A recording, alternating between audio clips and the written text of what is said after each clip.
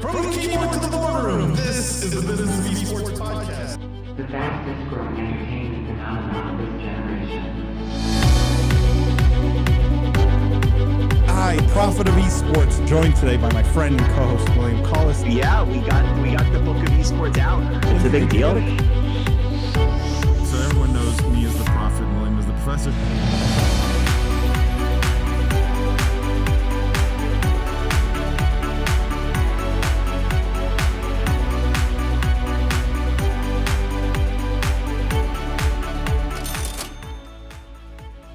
They may call me the Prophet, but in my life outside of the business of esports, I have worked on the investment side of the table for the better part of the last 2 decades. The single fastest growing area of gaming and esports is gambling. It's booming right now. You don't need to be a prophet like me to see that. However, as an investor, I've stayed away from gambling and betting companies because of the reputational risk and often shady nature of the companies involved. This was true until now. I've recently bought stock in a new public company called Esports Entertainment Group, or EEG, which is focused on esports and gambling. The big difference that changed my mind is that EEG is a public company, NASDAQ listed, and fully regulated, focused on esports betting. The regulatory and audit requirements of a public company are key in my mind to provide the needed transparency for players, bettors, and investors. I had an opportunity to host the CEO of EEG on this podcast a couple of months ago, and I was very impressed by his vision for the company. We've stayed in touch, and I'm delighted to announce that they've accepted to become a sponsor of the podcast. If you're a family office, institutional investor, or investor of any kind, really, Esports Entertainment Group, ticker symbol GAMBLE, GMBL, might be one of the best ways to get exposure to the esports betting space and gaming in general. Make sure to check them out at esportsentertainmentgroup.com. Having said that, I need to make sure to state that this is only my opinion. I'm not an investment advisor or selling stock in the company. Please make sure you do your own research and seek advice from a licensed professional if you're looking to invest in the field. From the keyboard to the boardroom, this is the Business of Esports podcast. I am Paul Dewalibi. I'm joined today by my friend and co-host, William Collis. For those of you who are new to the podcast, welcome to the official podcast of esports. What we do here is we cover the most pressing gaming and esports topics and news of the week. But we look at all of it through a business and C-suite lens. We dissect, we analyze the business implications of everything happening in this industry. For our regular listeners, thank you guys for tuning in every week. Thank you for all the 5-star ratings and reviews. Thank you for all the love that you give the podcast. Thank you for telling your friends about it. If you come to the live streams on Wednesdays at 8:30 p.m. Eastern time, thank you for doing that as well. If you haven't already, a couple of things. Go buy some Business of Esports merch. We really appreciate it. Go buy William's book, The Book of Esports, on Amazon. You can find it there. And if you've already bought it and you've read it, or you're halfway through it and you're loving it, go leave a review on Amazon. Tell William how much you appreciate the book and love the book. I know he will appreciate it. Seriously, guys, it means the world to me. Like every review is really like it counts a lot and helps other people find it. So how you doing, William? How was your week? Looking forward to it. We have some great news stories this week, Paul. This might be one of the more interesting weeks for news stuff. So very, very cool stuff to talk about. But you have some news separate from sort of the industry news, right? I know you had some stuff this week. Oh, yeah. Our pro team did incredibly well. So is that the news you're talking about, or is there other? Yeah, there was that. And I felt like there was some heroes news, no? Not yet. There's gonna be. I mean, no, not yet. But I mean, Heroes is. I mean, we like the new season of the next CCL competitive league has started. So it's always a joy to see my pro team Oxygen compete in like my favorite game. I can't tell you how much I enjoy that. But yeah, you guys killed it in Rocket League, right? Came in first, or not Rocket League, in Rainbow Six. Rainbow Six Siege. Yeah. So in Rainbow Six Siege, we won I think we won the North American division, is what it is. So we took first place, cool. Which was huge. huge. It's the first championship that we've won in R6. So it was great for us to have a huge finish. So we're super pumped about that. Team did incredibly well in North American Rocket League as well. So we had, I think it was a top 4 finish in Rocket League, but very, very strong there as well. So we're like super, super pumped with how everything is going. And even Valorant, our Valorant roster is climbing. They're on a path right now to hopefully qualify for the next major Valorant tournament. So we'll see what happens, but it could be very exciting. So the Oxygen Pro team is really flying right now. Cool. I still don't have a jersey. I'm still waiting on my jersey. You know, Paul, no joke. I still don't have a jersey. I still don't have a jersey. Well, there's a problem. Because no, because now it's like a running joke that they're like, "Oh, we ordered you a jersey, but we shipped it to the wrong address." And like, I'm just like, guys, like, this isn't funny anymore. They're like, "Ha ha ha, yes, it is." Is this the Matt Damon joke? Like, so sorry. We couldn't make time for you this week. We'll see you on the next show, kind of thing. That's literally what it is. I do think I do have a jersey. I do, but it is a running joke that they're always like, "Oh, well, we shipped it to the wrong address. Sorry." So, it's like, it's a fun one. Yeah. Yeah. I will say that Business of Esports has some cool news this week too. Let me just a shameless plug. Huge news, exciting news. Yeah, partnering with YouGov, who will be our exclusive data partner. They're going to be sponsoring the Business of Esports Minute, which comes out every week, which is a short, it's like a 3-minute video usually that covers the top news stories in the business of gaming from that week. And so we're tremendously grateful for that. They're going to be sponsoring the Business of Esports Minute. They will also, and this is maybe the most exciting part, be the title sponsor of the Business of Esports live stream. And which, by the way, happens every Wednesday night at 8:30 p.m. Eastern time. And the cool part is, this will have already passed by the time you listen to this podcast. But starting this week, we will be doing little YouGov insights within the live stream. So data coming from YouGov around the business of gaming and the business of esports that we will highlight during the live stream. So it's not just like a sponsorship. We're actually going to be doing really cool content together within the live stream. So very excited about that partnership. Shameless plug here. If you're a brand, an agency, an esports team, basically anyone looking at the gaming and esports space at all, you definitely want to check out YouGov. You can find them yougov.com/gaming-esports. Definitely go check them out because they've got incredible insight and data around the space. And now might be a great time to mention, actually, we had the YouGov folks on the podcast recently. And it's actually one of my favorite episodes that we've done so far. Just really interesting, fascinating insights on the industry. I think we called it like the top 10, things you didn't know about esports or something, right? I think that was how we spun that one, but that's a great listen. And it'll give you guys a good example of, the sorts of tidbits and information and sort of, hard numbers we're looking at sharing going forward with these folks. So really, really excited. And if you haven't heard that episode, that is a great episode. You should give that a listen right after this one. And I'm sure we'll have them back on at some point. In the meantime, like I said, go check out yougov.com/gaming-esports. They've got a bunch of also free research around the industry that's really, really interesting to go through. William, let's jump into some news. Yeah, let's do it. This first piece, William, we couldn't avoid this one. It's the talk of the town, if you will. It had esports, the keyword, trending on Twitter. This is how much talk this story got. The story here is from Yahoo Sports. The headline is esports execs launch certification exam to drive industry hires. So in short, it's a company that they've launched. They're not a non-for-profit. They're a for-profit corporation. And basically they're charging $400. You study for this test. They give you this test. If you pass the test, you get esports certified. And their idea here, or at least the premise, was this would be a way to know that people have some base of knowledge, I guess, and are therefore more hireable. It's not a word, but more employable as a consequence in the industry.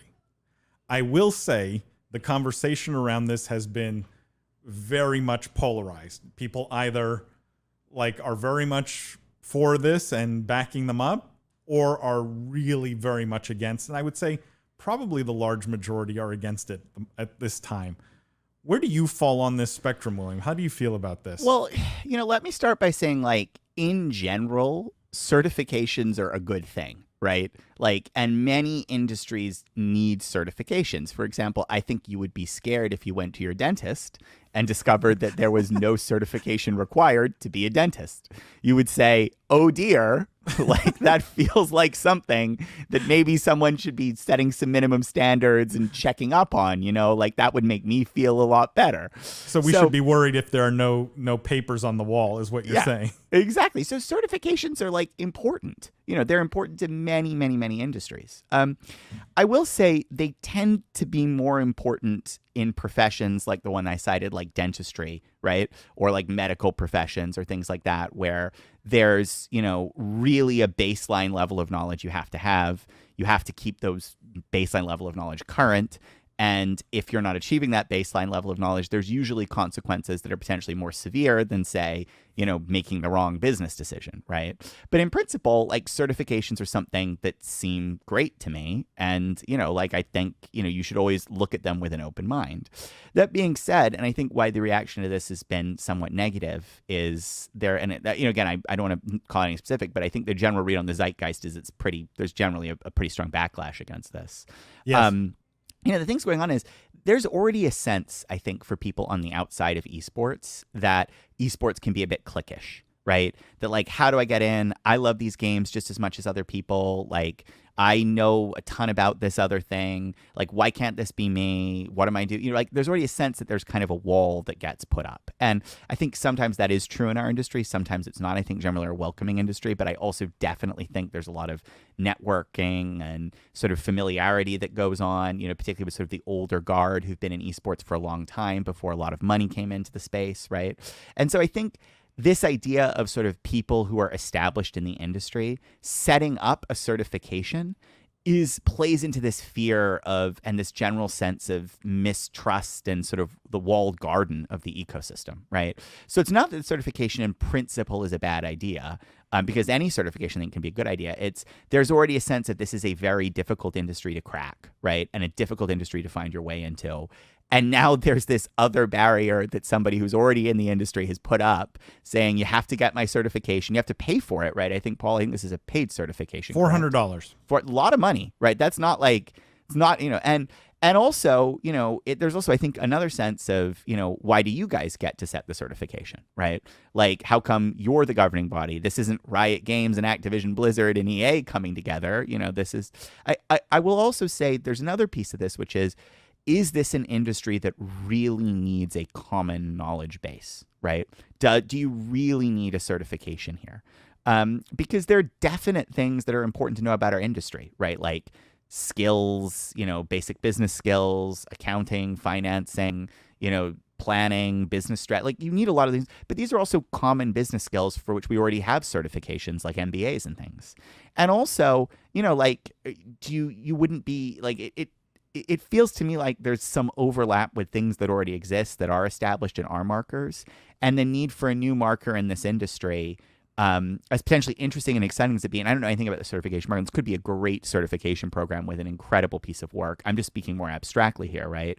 It seems like given that there's already some certifications that overlap, right, from other things, given that there's already a sense of cliquishness, and given that there's a sense of, why does this particular group have the right to decide, it adds up to something that I agree. It's a tougher pill to swallow.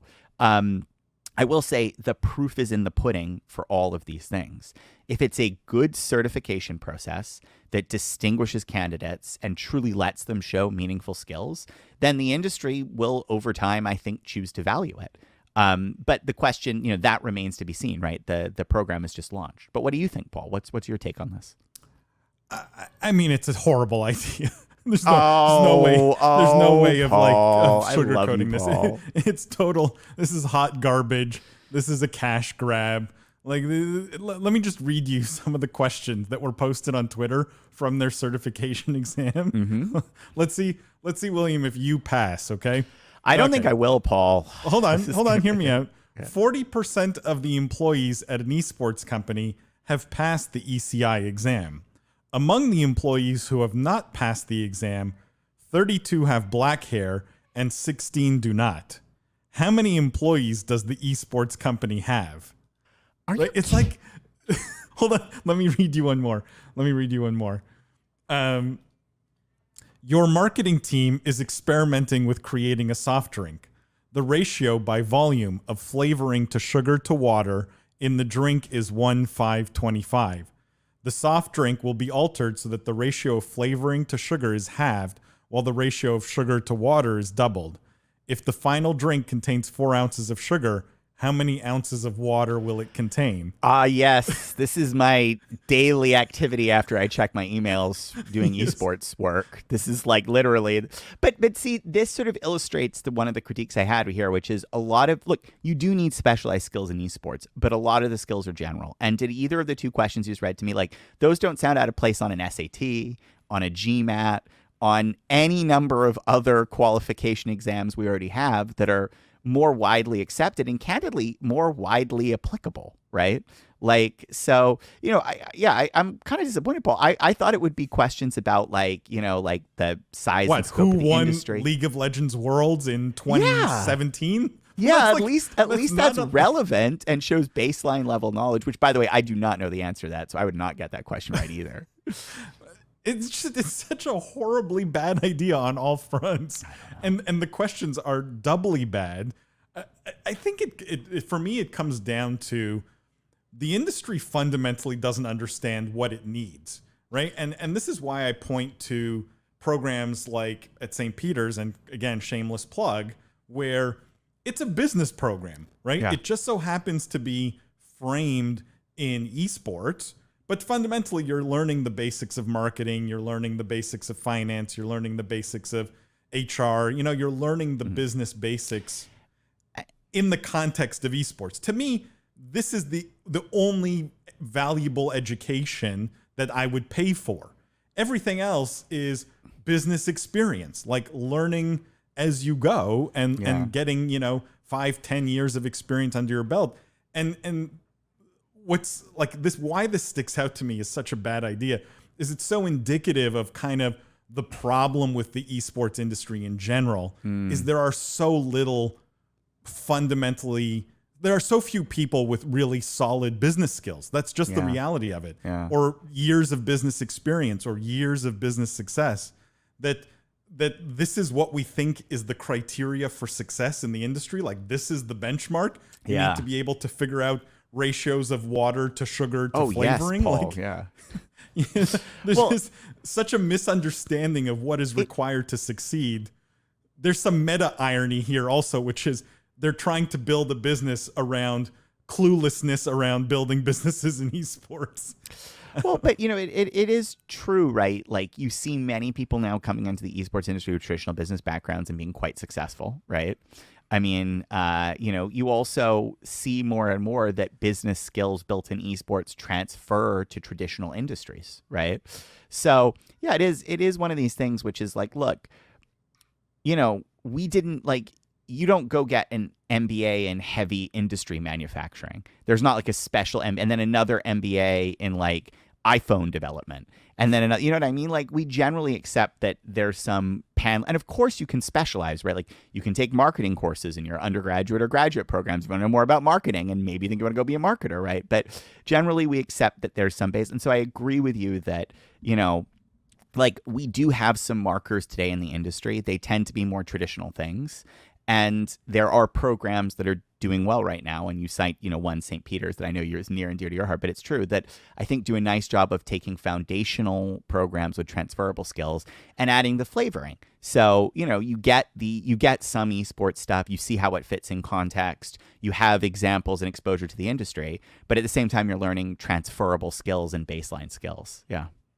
To me, there's no amount of certification that will replace doing like a 1-year internship at a business in the space. Like, there's far more value in that than in paying for this very stupid certification.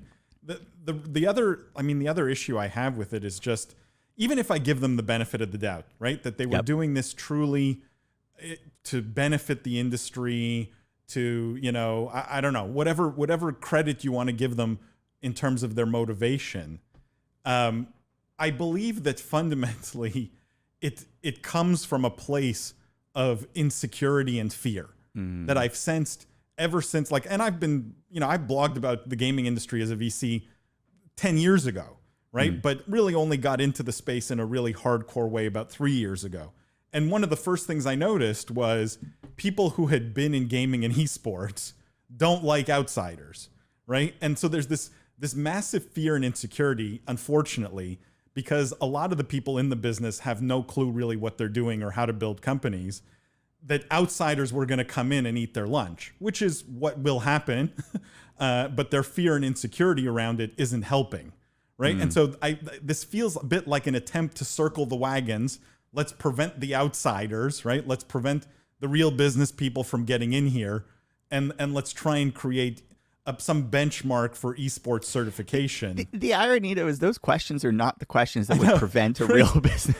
Yeah, that's true. But if I'm sort of giving them credit for the spirit of this certification, which was try and define some baseline level of knowledge around esports to keep out the suits, right? This doesn't accomplish it, A. And B, the suits are going to get here whether they like it or not, and this industry will mature for the better, for investors, for everybody. And you either accept that and learn to work around it or live with it, or you die, right? Like fundamentally, you go out of business. And I think there's a lot of fear around that for some of the people who've been in the industry for a very long time, frankly, who have not achieved much. And now that there's this massive amount of growth, all of a sudden, this huge inflection point, and billions and billions of dollars being thrown at it, that level of insecurity, I think, has increased. Yeah. Well, it remains to be seen. There are starting to be more resources put together for our industry. We are seeing more formalization. We are seeing now academic programs and colleges doing things. So, there's a lot of options people have if they want to signal in an academic or a credentialed way an interest in esports.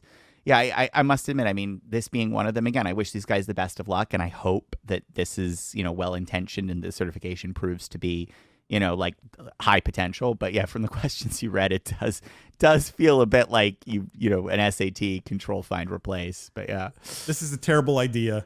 It deserves to fail. Don't give my PSA. Don't give these people any money for this certification.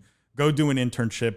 There's a zillion esports and gaming companies that are hiring like crazy. I'm hiring, right? Like I need to hire 10 people. I can't find them. So like there's no shortage of companies hiring and opportunities to get experience, or go do a business of esports degree at a place like St. Peter's or a bunch of other universities that all offer something similar. Yeah. These are all way higher value options in my mind than this. Let's move on, William. I think next topic. Yeah. They got beat up pretty badly, so I guess we piled on, or I piled on here. But I was the more neutral mitigator, Paul. As always, we're the yin and the yang to each other. Let's talk about NRG. Oh, this is a really cool story. This is a great story. I didn't see many people talking about it, to be honest. Important. But I did feel, it was important. NRG sells Rocket League team naming rights to the General. The subheadline here really is that NRG Esports has sold the naming rights to their Rocket League team to the General Insurance. And both sides are saying this is a first of its kind partnership in North America, where essentially you're letting a sponsor name your team. We've seen sponsors naming arenas, but this is the first time we've seen a sponsor, at least in North America, naming a team. There were no financial terms disclosed, not a ton of detail around it beyond just this. But what do you make of this as a first, William? Like, will we see 20 more teams do this now? Like, is this... Well, this is a pretty... I think we need to distinguish between what's different here and what's the same, right? Like, what's the same here is you've always seen logos on jerseys, right? Those have been around for a while. And fundamentally, sort of what this is at the end of the day, if you think of implications of it, it's basically going to be logos on jerseys, right? In maybe a more formal, more aggressive way. So in some sense, you might say, well, like, what's really changed here? There were sponsors before. Sponsors did paid ad campaigns. They did, prime placement on, marketing real estate. Like, how's this fundamentally different? But what's interesting here is naming rights as a category for squads is quite exciting. I think it's clever thinking in terms of opening up another channel of revenue for teams.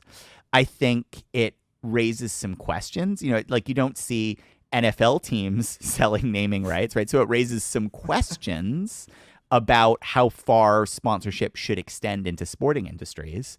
But I think it's very exciting, right? Because at the end of the day, it's going to be, this is another way for teams to make money selling a new asset and a new piece of real estate.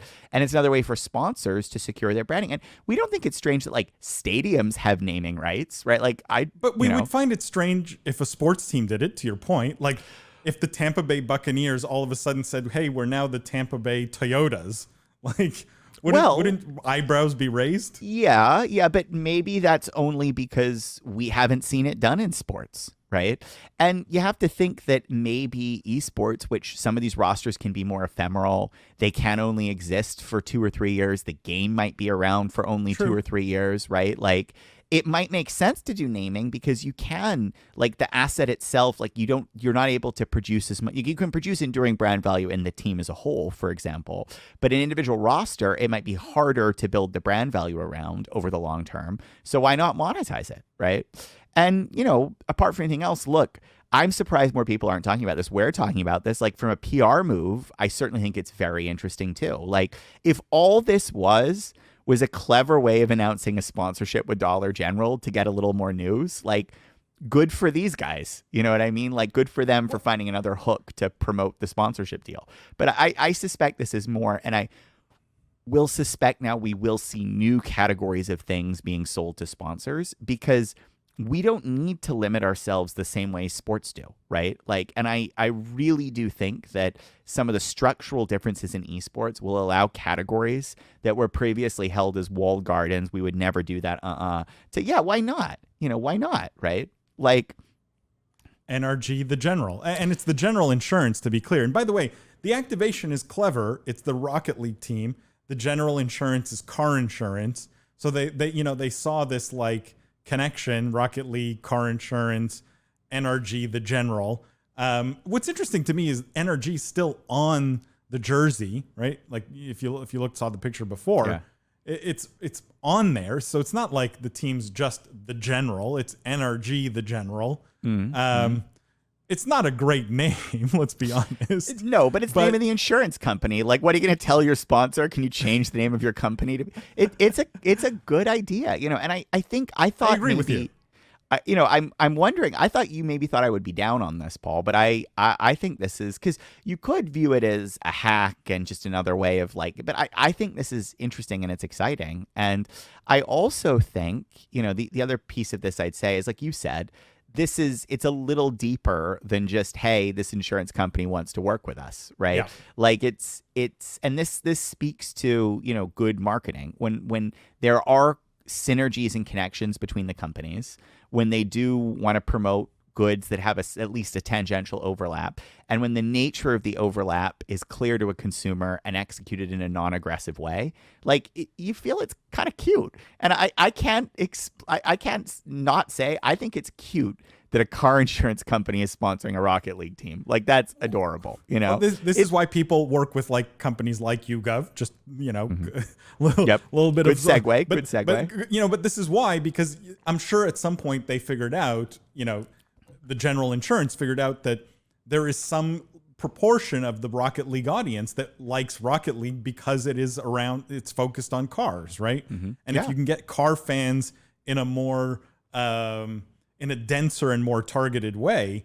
like I like these kinds of activations. I like it when the brands getting into esports are thinking about some second or third level, right? Not just sort of surface level. Yeah. I also like that it's ambitious, that they're coming out and saying it's the first of its kind. Like, it's always nice to see companies pushing the envelope. So, yeah, I think, guys, you know, look at this story right now, listeners, I think, and just sort of file it away in the back of your head, because I would suspect 2, 3, 4 times this year we're going to come back to this same theme of a new category of item or naming or asset or something is being sold to sponsors. because I suspect that this will do quite well. I suspect it will be well received. And I suspect, like I said, it points to this fact that we don't just slavishly have to mimic what traditional sports have done in terms of categories that are available. I think it's pretty open field, you know? William, let's move on. Let's talk about, call it new esports. And I think one of the big themes that has come back on the podcast and the live stream pretty repeatedly is chess's sort of rise as an esport. This is why this headline caught my attention. This is another good story. It's why poker's emergence as a major esport is imminent. And let me just read some of the first paragraph here. It says, when we think of the biggest esports games today, poker and sports games hardly come to mind. The biggest titles in competitive gaming were, CSGO, League of Legends, Fortnite, Dota, FIFA, etc. There's no mention of poker. Now, in this context, William, of chess being considered one of the biggest esports in the world right now, right? Where streaming is massively popular, where, the tournaments online are getting huge audiences. Why has poker not emerged in the same way, A? And B, do you buy this headline that at some point in the near future, we're going to start calling poker an esport? Yeah, this is where the moniker of esport is a bit tricky, right? Because I've long said, and I'm quite happy that I sort of got this right, that had chess been invented last week, we would have called it an esport. I'm like, oh my gosh, this is crazy. Who thought of this? How'd you do this, you crazy team of two people? And we would have thought it was a big deal. And so a lot of these traditional games, and by the way, there's a huge chess season 2. Yeah, I'm waiting for Bridge to have its breakout moment. I'm serious. Bridge is a great game. Me too. I love it. There's a lot of really great games out there that get rediscovered with the audience power of these streaming platforms, right? And poker, if you guys have not played poker, it's a really great game. I defy you to go watch Matt Damon and Rounders and then not get super excited to go shuffle up some cards and, deal flip the river, or whatever, But there are some factors around poker that I think make it a little harder than some of these other games, because poker is, it's fundamentally tied a lot to wagering, right? And traditionally, we haven't seen esports come into the space that, basically to have the maximum amount of skill component involved require money and wagering. And you can play poker with just chips and everything, but fundamentally, even if you're just playing with chips, it's a bit like this is a new frontier for us, in the industry, because poker is a great game. At the same time, I think another challenge with poker is there's a lot of legacy. There's already lots of great places where you can go to watch poker. I mean, we've talked about it on this podcast, that there's, very successful poker media companies that have been built. So it's also unlike chess, which I don't really think had a good consumer platform until Twitch came into being, poker already has ways of reaching out to its fans, right? And so I don't think there's this vacuum that creates such an immediate light bulb moment, It's crazy how quickly the best chess players in the world got on Twitch because they weren't really anywhere else before, right? So as soon as and it's a little bit unfair, but generally speaking, they didn't have a platform that let them reach and build brand in as powerful a way as these live streaming companies. So as soon as one person did it, everybody was like, well, why don't I do this? This is great. And so it remains to be seen what happens. But I do believe there's going to be tons of classic games that come into the industry.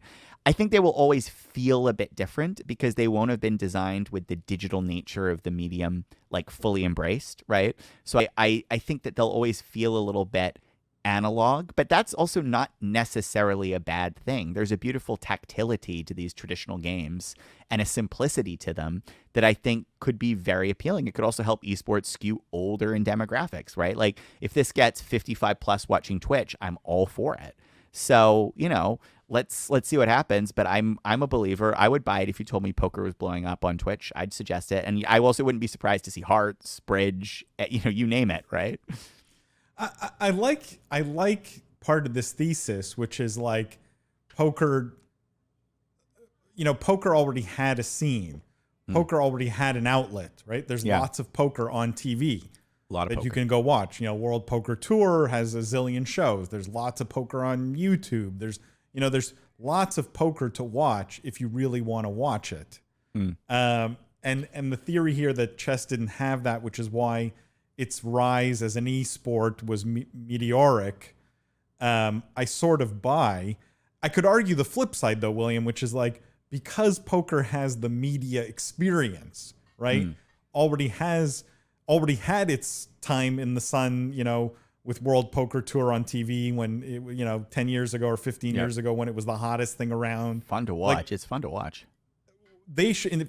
You could argue that if anything, they should be ahead of the curve, right? Like they understand how to produce big events. They understand how to build audience. They understand maybe even the digital component. Like, couldn't you argue that poker, having experienced tremendous media growth and audience growth already in a way that chess never did, they should be better positioned to become an esport and see like the same kind of meteoric rise? Could you not argue the exact flip side? Yeah, you could. You absolutely could, Paul. You absolutely could. I just, I tend to think that, we're, how to say this nicely, like humans, like we tend to notice degree changes much more than absolute changes. Do you know what I mean?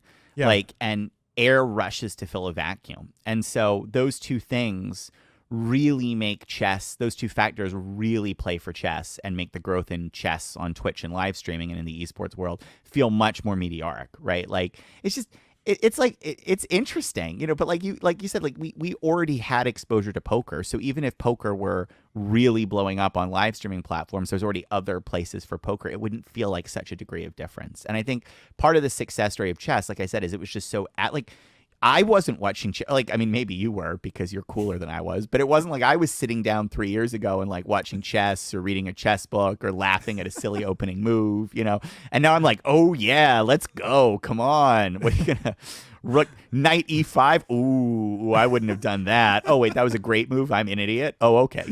Like it's just and I will also say, the skill in chess, I think, is a little more, and I'm not trying to disparage poker at all, but I think the skill in chess is a little more apparent, right?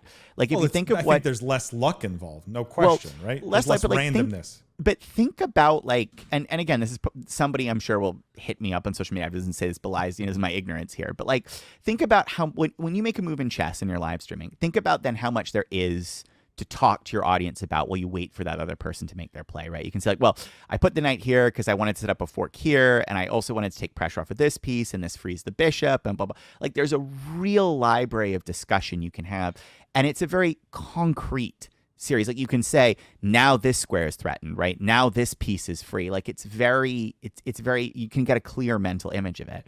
If you think of skill in poker, right? A lot of it is like, I have a read. You know what I mean? That guy definitely doesn't have two aces, right?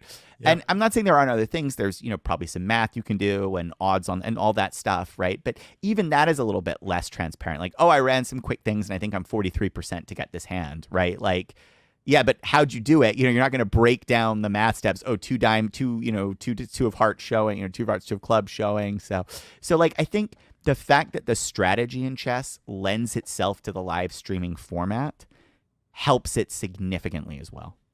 Agreed. I think there will be though this interesting learning that we will take away from this. Should poker emerge as an esport and something that is streamed, commonly, which is what works better, right? Poker where you have randomness, luck, but you have drama as a consequence, right? Like.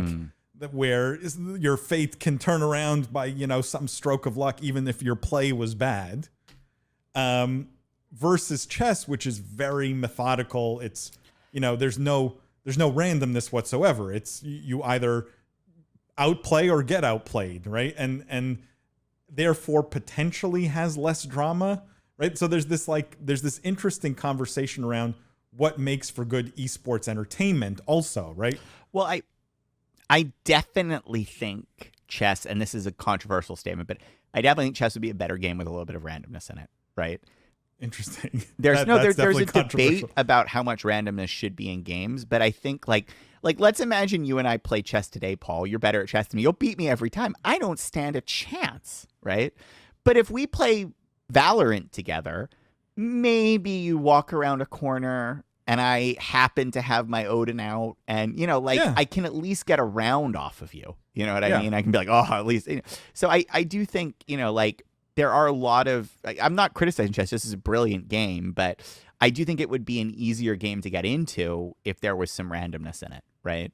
But I also think that, maybe that, as appealing as that is, if the goal is to be a viewership-driven sport and not a player-driven sport, maybe we like the fact that the best people are consistently the best, right? Because maybe it really speaks to the highest level of play wins. The best moves are always rewarded, right?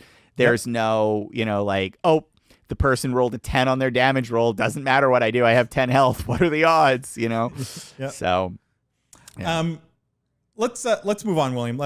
Before we get to our last story here, just one very quick word here. We talked about betting just now in the context of poker. Everybody knows esports betting is one of the fastest growing spaces in the esports industry as a whole. You don't need to be the prophet like me to see that. I've stayed away because of the reputational risk. That's been true, guys, up until now. I highly recommend checking out a company called Esports Entertainment Group. They're NASDAQ listed, fully regulated, focused on esports and gambling. And they're just an incredible business, fully vertically integrated with esports assets and betting assets. If you're a family office, an institutional investor, an investor of any kind, go check them out, esportsentertainmentgroup.com. The ticker symbol is GMBL, like gamble, if you're looking to get exposure to the betting space or the esports space in general. Having said that, this is just my opinion. I'm not an investment advisor. I'm not selling stock in the company. Do your own research. Seek advice from a professional if you're looking to invest in the field. William, one last quick story here. Ooh, and this let's is, I hate to sort of, this is one of those the prophet was right moments. Do you really hate Paul? Do you really hate to say that, Paul? I hate to bring it up every time. Difficult for you to admit that you were right. It's hard. Man, it must be hard. Every day of your life then must be a challenge because that's going to happen a lot, right? I know. It's just how do you it's a get out of burden bed that in the morning? I If all you carry. have to do is just all right, go for it. What's the story? Fortnite Champions Series 2021. This is the headline. Will feature record low participation numbers.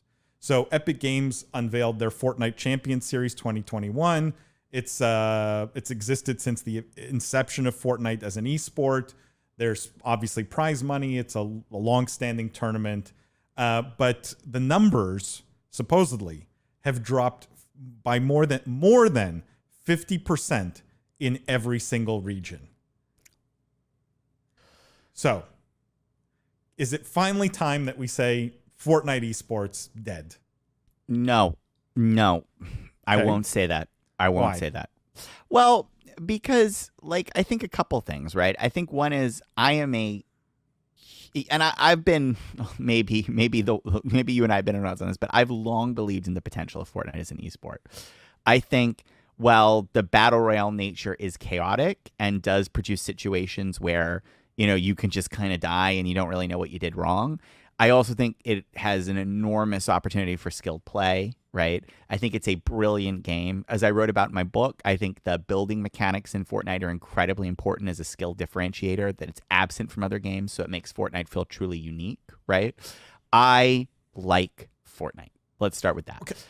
Sorry, go ahead, William. That doesn't change the fact, though, that I think we haven't been shy on this podcast, and you particularly, Paul, haven't been shy on this podcast, of pointing out things that Fortnite has done that made it difficult to succeed as an esport, like releasing new amazing items that warped the meta days before a tournament, right? Like that's not like basketball wouldn't just be like, hey guys, NBA finals this week. Now there are 2 balls. Good luck. It wouldn't, this will be wild. What's going to happen? For a really, really exciting basketball tournament. I don't know. It's crazy. Check it out. So, and certainly there's other factors, like as we've talked about on this podcast, the fact that Fortnite's been cut off from mobile, which I imagine was a meaningful funnel, right? For its player base. So there's other headwinds in the game itself. So look, you said Fortnite attendance is down 50%. That's pretty terrible. anytime something is down 50%, it's tough to say, wow, that's a great sign. But maybe this forces Epic to take the notion that if they want to be treated as an esport and not just kind of a game, right? Maybe this is a wake-up call to Epic that they can no longer just coast on the underlying popularity of the game, right? That if they want to have longevity in esports, they actually have to start making some esports first decisions. And they have done stuff in the past that's esports first. Like, I still think the Fortnite World Championships, was a great way to get started. It's just pity it didn't follow up with anything, right? But I think this is going to speak to, look, in today's esports market, it's not enough just to say you're an esport and throw some tournaments. You have to manage the game to be competitive and to be an esport. And you have to have a consistent long-term roadmap for esports growth, right? It can't just be one-off events every so often. And I think this has got to get somebody's attention at Epic. And if that promotes some of these changes, I think it'll be good for Fortnite as a whole and for the longevity of Fortnite, which is a game I really like. What do you think? Yeah. I always have and always will believe that Epic never really cared about Fortnite being a legitimate esport. What they cared about was people playing Fortnite and spending money on Fortnite. And esports were a marketing expense. Yeah. And which, by the way, there's nothing wrong with that. There's nothing wrong with taking no that question. approach. And I think that is a legitimate approach for any developer to take and say, esports are not going to be a revenue driver for me. They're going to be an expense, but it's going to, make my player base larger and more excited about the game and get them to spend more money. And that's fine. I just think they didn't admit that to themselves, and they most definitely didn't admit it to the market. And they sort of put on this show of, we're a legitimate esport, which I saw through. Like, this was never a legitimate esport. This was never serious competition. And I think the numbers are starting to bear this out now. I think the question I have, William, is how much of the, look, Epic just raised $1 billion at a massive valuation, 28 billion, 29 billion. How much of at some point, and then we just did a story a few weeks ago about 600 million in losses on the Epic Games Store, Fortnite. And you could probably argue that many of the 50% decrease here, these are more hardcore players that probably are bigger spenders on the game. There's probably some correlation there. So you're losing high value. I hadn't thought of that it's your highest activity players. They're most likely to convert here.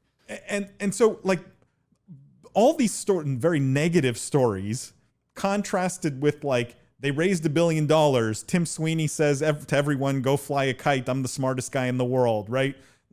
You have all these negative stories, Apple lawsuit, player base down, esports down, hundreds of millions of losses on the Epic Games Store. And then you have Tim Sweeney, who seems to be in his own little world. But this is my point earlier, right? Which is, as humans, we tend to notice not the absolute, but the degree change.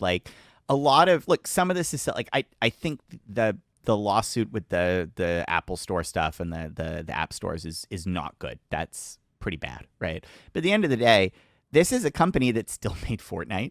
This is a company that still has one of the most important game engines out there. And this is a company that still has a game store that is a credible competitor to Steam. So, William, no question, it's still an interesting company, right? Yeah. It's just, it seems one very bad decision has snowballed. And the arrogance of the company and its leader, right, is causing the snowball to get bigger and bigger and roll faster and faster.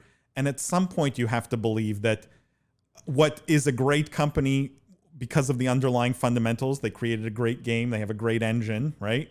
Some great people.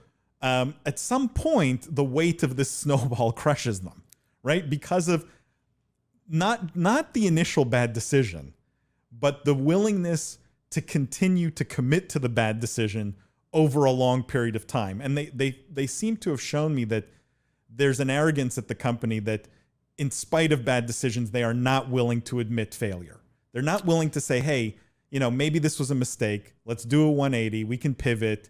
We can make this work. I like to see that in good companies, frankly.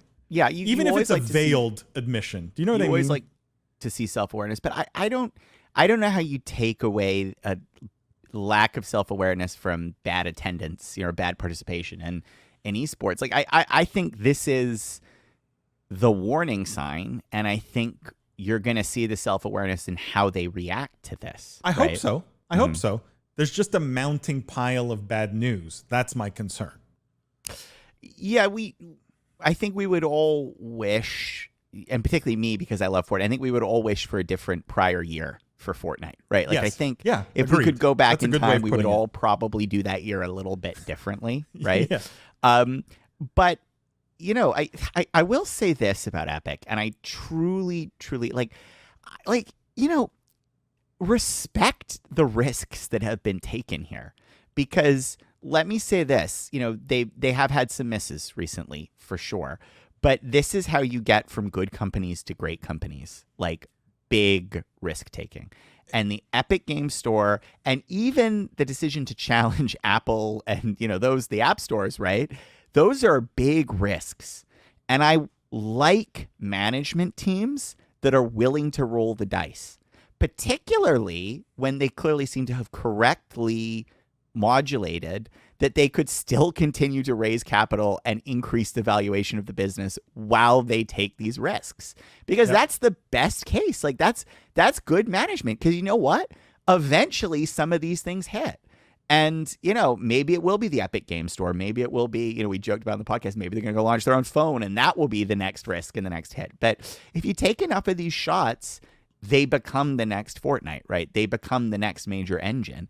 And I think it's much more appealing to see a company do this than a company rest on its laurels. Like, because I also think if all Epic had done in the last year was Fortnite, you know, chapter 7 or whatever chapter we're on right now. I know it's not 7, but, you know, I think we'd also be like, oh, it really feels like you should have done that year again differently. And I'd much rather have them have a year where they took some big swings than a chapter 7 year, you know? It's a great point. And I like the risk taking, no question, right?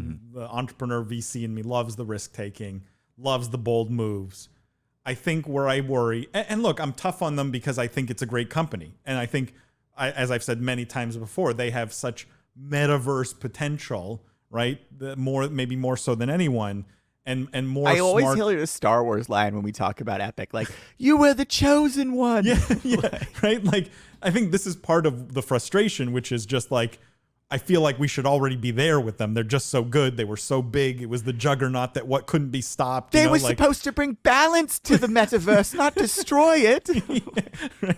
And I'm not knocking the risks that they took. I think I'm knocking maybe not pivoting away from negative news fast enough, right? Like, love the risk. You take on Apple. There was a 10% chance that Apple hits back, which they did, right? So it was a calculated risk. And then you go, okay, you know what? We took a swing. We missed on that one. Let's get on to the next swing, instead of like just sticking to it. I think that's the concern.